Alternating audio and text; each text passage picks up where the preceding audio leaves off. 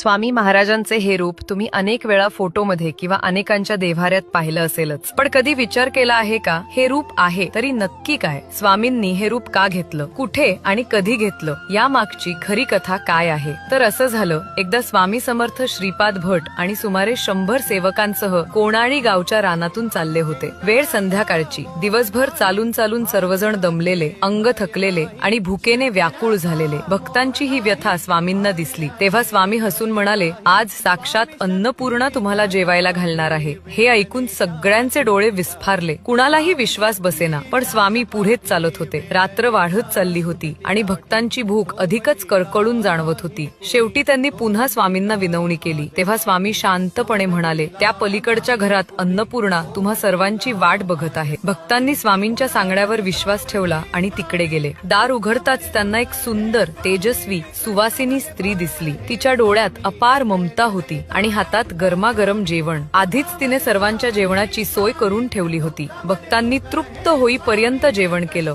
शरीर तर तृप्त झालं, पण त्याहून अधिक मनही समाधानानं भरून आलं. नंतर भक्तांनी स्वामींना विचारलं, महाराज, ती सुवासिनी कोण होती? स्वामी समर्थ मंद हसले आणि म्हणाले, ती दुसरी कोणी नसून माता अन्नपूर्णाच होती. तुम्हाला जेवायला घालण्यासाठी ती माझ्याच रूपातून प्रकट झाली होती. म्हणूनच स्वामी समर्थांना अनेक भक्त स्वामी आई म्हणूनही हाक मारतात. भक्त जेव्हा आई म्हणून हाक देतात तेव्हा स्वामी खऱ्या आई वडिलांसारखे धावून जातात. म्हणूनच त्यांना सर्वव्यापी, सर्व गुणसंपन्न आणि अन्नपूर्णेच्या मूर्तिमंत रूपात मानलं जातं.